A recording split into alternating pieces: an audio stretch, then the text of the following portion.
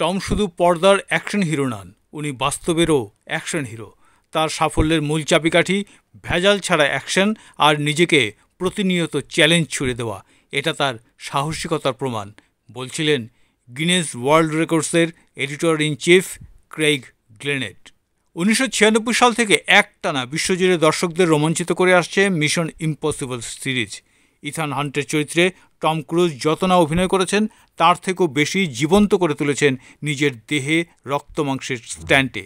আর এইবার the final রেকনিংয়ে সেই অ্যাকশনকে আরও এক ধাপ উপরে তুলে আগুনে জ্বলতে থাকা প্যারাশুটে 16 বার হেলিকপ্টার থেকে ঝাঁপিয়ে পড়ে গিনেস ওয়ার্ল্ড রেকর্ড জিতে নিলেন টম ক্রুজ। এই ভয়ঙ্কর স্ট্যান্টের জন্য টম ক্রুজ এবং তার স্ট্যান্ট টিম দক্ষিণ আফ্রিকার ড্র্যাকেনসবার্গ অঞ্চলে কয়েক সপ্তাহ মহড়া দিয়েছিলেন। সেখান থেকে হেলিকপ্টারে 75,000 ফুট উপরে উঠে সেখান থেকে তিনি আগুন লাগানো প্যারাশুট পরে ঝাঁপ দেন। পরে নিজের হাতে সেই দড়ি কেটে দ্বিতীয় প্যারাশুট খোলেন।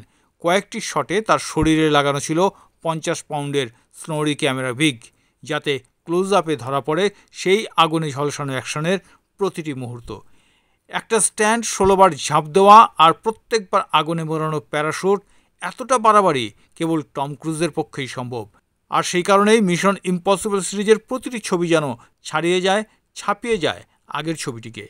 একটা সিনেমার মধ্যে যখন বাস্তবের সাহস, স্ট্যান্ড আর চরিত্র সব এক সুতোয় গাঁথা হয়, তখনই তৈরি হয় মিশন ইম্পসিবল। আর এবার ফাইনাল রেকনিংয়ে টম ক্রুজ শুধু ইথান হান্ট হননি, হয়েছেন তার সময়ের সবচেয়ে সাহসী অভিনেতা, যার রক্তে মিশে রয়েছে অ্যাকশন, অ্যাকশন আর শুধুই অ্যাকশন। সম্ভবত এই ছবিতেই দর্শক শেষবারের মতো দেখতে পাবেন টম ক্রুজকে ইথান হান্টের চরিত্রে এক আন্তর্জাতিক এআই সন্ত্রাসবাদী দ্য অ্যান্টিটিকে থামানোর শেষ লড়াইয়ে। কারণ মিশন ইম্পসিবলের মিশন এই পর্বেই শেষ হচ্ছে।